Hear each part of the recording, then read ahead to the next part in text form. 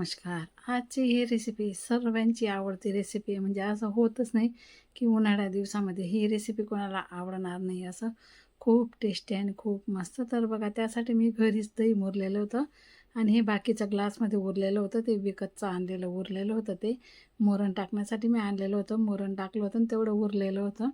तर बघा, घरचं दही मी पाडून पण दाखवलं तरी पडत नाही. इतकं फिट्ट आणि इतकं घट्ट, सुरीने कापलं तरीसुद्धा कापलं जात नाही. अशा प्रकारे हे दही मस्त बसलेलं होतं. तर चला, त्याला आता मी मस्तपैकी असं फेटून घेते मस्त असं. तर हाय, नमस्कार. आज पुन्हा एकदा सुनंदाईस किचन मराठी यूट्यूब चॅनलवर तुमचं अगदी मनापासून स्वागत. कसे आहात? बरेच असणार, बरेच राहा. आजच्या दिवस तुमचा खूप खूप सुखा समृद्धीचा आणि खूप छान मस्त आनंदाच्या आरोग्याचा जावं, ईश्वरचरणी प्रार्थना. तर आजच्या व्हिडिओला पण लवकरच सुरुवात केलेली आहे मी. पण कसं असतं ना, व्हिडिओ थोडासा लेटच अपलोड करते, कारण की एडिटिंग वगैरे करायला थोडासा वेळच लागून जातो. म्हणजे खूपच वेळ लागून जातो. असं कोणाला असं वाटतं की असं कॅमेरासमोर ठेवला म्हणजे व्हिडिओ तयार झाला, तसं नसतं. खूप वेळ म्हणजे व्हिडिओ बनवायला पण आणि एडिटिंग करायला, अपलोड करायला खूपच वेळ लागून जातो. तर चला, त्यासाठी आपलं आता दही फेटलं गेलेलं आहे. आता इथं आहे ना, मी थोडंसं बेसनचं पीठ घेते. शेंगदाण्याचे कूट पण टाकतात ना, पण त्या माझ्याकडे अवेलेबल नाही आहे. त्यासाठी मी फक्त आता बेसनचंच पीठ टाकते. तर बेसनचं पीठ पण असं 1च चम्मच घ्यायचं आहे आणि ते आपल्याला फेटून घ्यायचे आहे. आणि आपल्याला आहे ना, जेवढं दही आहे ना, जेवढी कढी बनवायची आहे ना, त्यानुसारच बेसनचं पीठ घ्यायचं आहे. तर बघा, इथं आहे ना, आता मी जे काही फेटलेलं दही होतं ना, ते मोठ्या पातेलीमध्ये टाकून दिलेलं आहे इथं. आणि त्याला पण आता छान मस्त असं मिक्स करून घ्यायचं आहे. म्हणजे बेसनचं पीठ आणि हे आपण जे काही दही फेटलं होतं ना, ते बघा असं पूर्णपणे असं याला मिक्स करून घ्यायचं आहे. आणि दह्याची पण अजिबात किठोडी वगैरे राहायला नाही पाहिजे, कारण की आपलं आहे ना, मग कढी फुटून जाते. त्यासाठी छान असं मिक्स करून घ्यायचं आहे आपल्याला हे. आणि आज झालं असं ना, म्हणजे बरं नव्हतं, त्यासाठी मी आज व्हिडिओ पण अपलोड केलेला नाही आहे.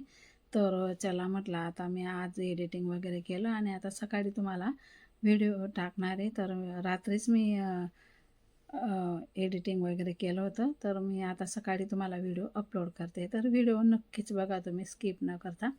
लाईक करा, कमेंट करा. जे आपण ताई नवीन असेल त्यांनी सबस्क्राईब पण करा. आता बघा, असं मस्तपैकी आहे ना, कढीनुसार आपल्याला घट्ट पातळ बघून घ्यायचं आहे. आणि त्या हिशोबाने पातळ जर झालं तर थोडेसे शेंगदाण्याचे कूट टाकून द्या, म्हणजे आपल्या कढीला चव पण छान येते आणि मस्त बनते कढी. तर चला, मी आता गॅस पेटवून इथं आहे ना, पातेली ठेवलेली आहे. त्याच्यामध्ये आपल्याला 1 किंवा 2 पडी तेल टाकायचे आणि राई टाकायची. राई आणि जिरं टाकायचं आहे. ते चांगलं तडतडून घ्यायचे. त्यानंतर हिरव्या मिरच्या आपल्याला टाकायचे. त्यानंतर 8-10 लसणाच्या पाकळ्या टाकायच्या आपल्याला. तुम्ही हे कुटूनसुद्धा टाकू शकता, मिरच्या आणि जिरं आणि लसूण.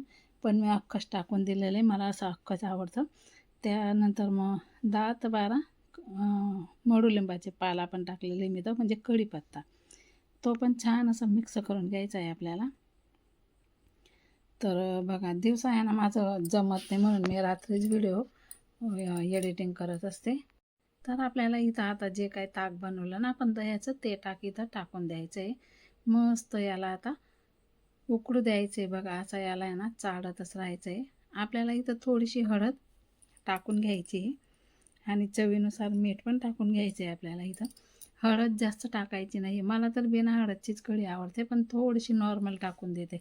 हे घरचे म्हणतात, हे काय बनवलं, थोडीशी हळद टाकायला पाहिजे, म्हणून टाकली मी.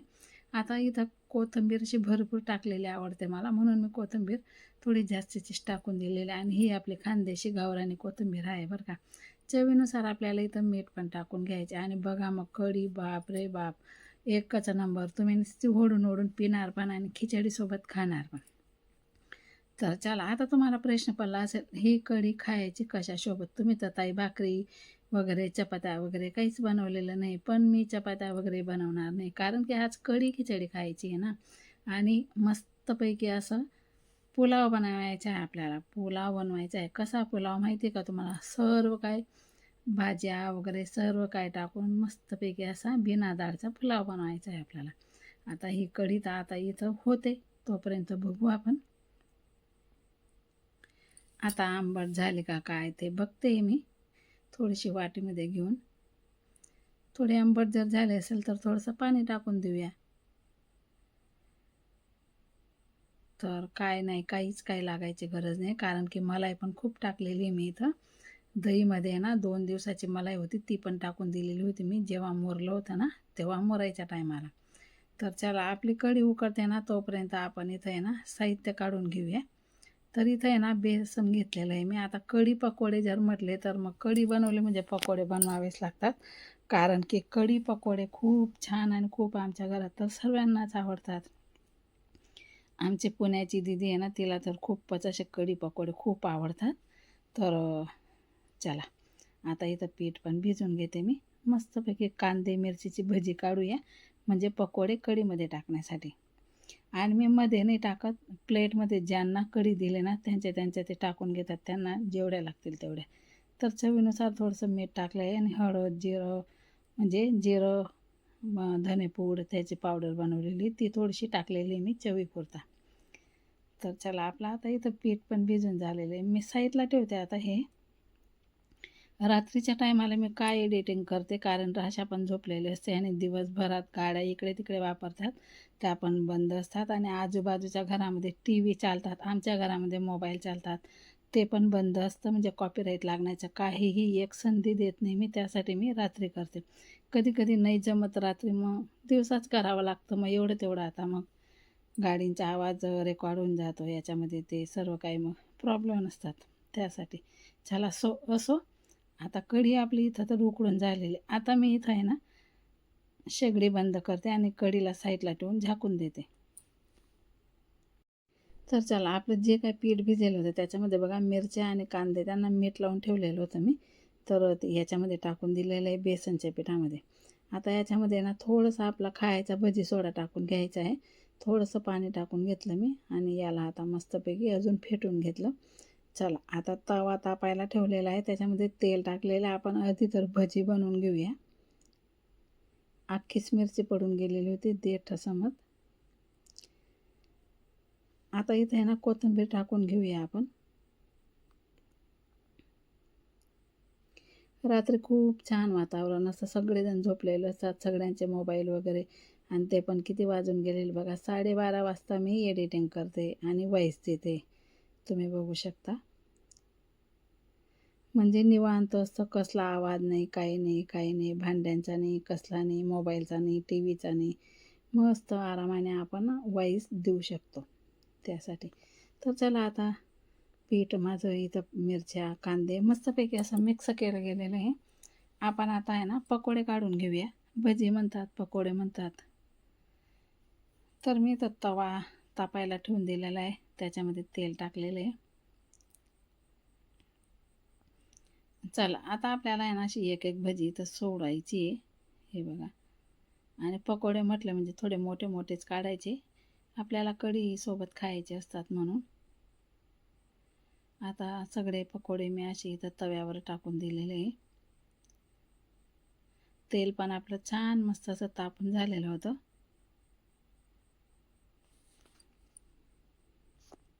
आता चला सगळे पकोडे इथं आपले सोडले गेलेले. आता उलट पलट करून द्यायचं आहे. कढई आहे ना माझ्या 2 भरलेल्या होत्या आणि दुपारी कोमल भांडे घासायला आले नाही ना, त्यासाठी मग आता मला तव्यावरच भजी काढावी लागते, कारण की कढई 2-3 उष्ट्या आहेत त्यासाठी. आता बघा असं उलट पलट करून घेऊया आपण. आता आपली भजी मस्त तयार झालेली, मी एका प्लेटमध्ये काढून घेतलेली. परत दुसऱ्यांदा थोडंसं पीठ राहिलेले ते पण आता मी इथं टाकून घेते. हे बघा मस्त छान अशी मोठी मोठी भजी आपण काढून घेतली. आता हे थोडंसं पीठ राहिलेले हे पण काढून घेऊया. यानंतर आता कसं असतं ना, आमच्या घरात भजी काढले म्हणजे उडदाचे पापड तळावेच लागतात, त्यासाठी आता 2-3 पापड पण तळून घेते. आणि तुम्हाला सांगते आमच्या राशाला तर उडदाचे पापड खूपच आवडतात. तर बघा आता एवढ्या तेलमध्ये थोडे पापड पण तळून घेते मी. आणि हे उडदाचे तळलेले पापड आहे ना मला खूप आवडतात, आमच्या राशाला पण आवडतात. आता मी हे पापड इथं काढून घेतलेले बघा, 3 ते 4 पापड मी इथं तळून घेतलेले.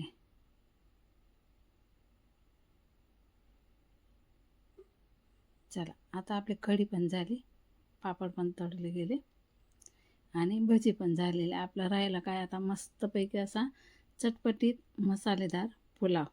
आता तुम्हाला ते साहित्य पण दाखवते. आणि असा पुलाव तुम्ही नक्कीच बनवून बघा. व्हेज पुलाव इतका छान आणि इतका टेस्टी लागतो ना. कढी टाकून तर अगदी टेस्टी लागतो.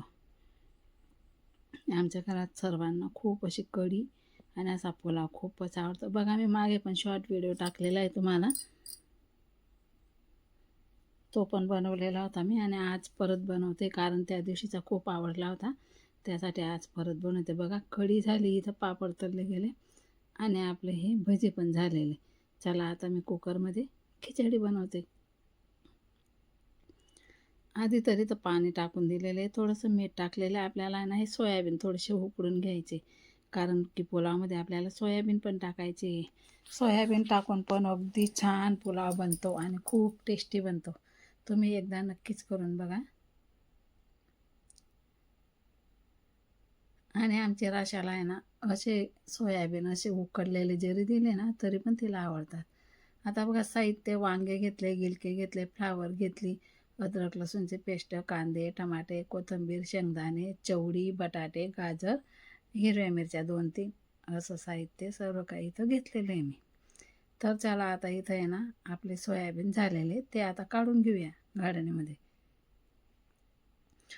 आता तुम्ही म्हणणार एवढं साहित्य तर मग कसा बरं चांगला लागणार नाही तो पुलाव. तर मी पण तेच म्हणते तुम्हाला, एवढं जर साहित्य टाकलं ना पुलाव अगदी खूप छान लागतो. आपल्याला भाजी वगैरे बनवायचं पण काही ताण राहत नाही. मस्तपैकी सर्व काय आपल्या पोटामध्ये जातं, लहान लेकरांच्या पोटामध्ये जातं, म्हणून असं मी पुलावमध्ये टाकत असते. तर मस्त असं आहे ना असं पुलाव बनला की थोडंसं राशाला खाऊ घालते मी. कसं खाऊ घालते तुम्हाला सांगते. थोडं सोयाबीनचं तुकडं आणि पुलाव असं एक घासतो, वांग पुलाव एक घासतो, गिलकं पुलाव एक घासतो, बटाटा पुलाव एक घासतो. असं लहान लेकरांना खाऊ घाललं ना तर सर्व काही त्यांच्या पोटामध्ये सर्व भाज्या जातात आणि अशा आपण भाज्या दिल्या ना त्या अजिबात खात नाही. त्यासाठी असा पुलाव तुम्ही पण बनवा लहान लेकरांसाठी, खूप छान आणि खूप टेस्टी. आता मी तर 2 वांगे अख्खे टाकलेले, एक गिलकांचे तुकडे करून टाकले, फ्लावर टाकले, बटाटे टाकले, गाजर टाकले, चवळी टाकली. आता पूर्णपणे याला असं मिक्स करून घ्यायचं आहे. कांदे, टमाटे, अद्रक लसणाची पेस्ट आपले मिक्स झालेली आहे मस्त. आता हे जे काही सर्व साहित्य टाकलेलं आहे हे पण आपल्याला मस्तपैकी तेलामध्ये फ्राय करून घ्यायचे. आता जे काही सोयाबीन होते ते पण मी इथं टाकून दिलेलं आहे. चवीनुसार आपल्याला इथं मीठ टाकून घ्यायचं आहे आणि बघा कोथिंबीर पण टाकून घ्यायची. वळून दाखवते तुम्हाला, किती भारी दिसतंय बघा, तुम्हीच बघा आता. तर खायला किती छान लागेल बरं. हे बघा मस्तपैकी व्हेजिटेबल पुलाव. तर आता थोडीशी हळद टाकूया, 1 चम्मच चटणी टाकूया कारण की हिरव्या मिरच्या टाकलेल्या आहेत, 1 चम्मच मसाला टाकूया, थोडासा मॅगी मसाला टाकूया. तर चला बरं, का बरं छान असं बनणार नाही पुलाव, टेस्टीच बनेल ना. तर चल आता आपला इथं मस्तपैकी फ्राय झालेलं आहे. आता आपल्याला इथं आहे ना पाणी टाकायचं आहे. हे बघा, आणि मी आज गरम पाणी नाही केलेलं आहे तर गारच पाणी टाकते, कारण की तांदूळ नंतर टाकणार आहे मी पाणी उकळल्यावर. आता हे सगळं काही मिक्स करून घ्यायचं आहे आपल्याला. आणि खूप ताई व्हिडिओ बघतात पण लाईकच का करत नाही, मला तर तेच कळत नाही. हे बघा आता कोथिंबीर टाकली. आता 2 वाटे इथं तांदूळ घेतलेले. लाईक पण करत जा. तुम्हाला जर व्हिडिओ आवडला असेल तर लाईक नक्की करा. लाईक केल्यानं तुमचं काहीसुद्धा जात नाही आणि माझं पण काहीसुद्धा जात नाही. पण मला कसं होतं ना, असं छान वाटतं की कोणीतरी ताई आपले व्हिडिओ बघते आणि आपल्या व्हिडिओला लाईक केलेलं आहे, तर मला खूप छान वाटतं. तर प्लीज लाईक करत जा. आणि असं नाही आहे की व्हिडिओ बनवायला खूप मेहनत लागते, खूप नाही. त्या दिवशी ना अख्खा दिवस चालला जातो. तर प्लीज तुम्ही समजून घ्या.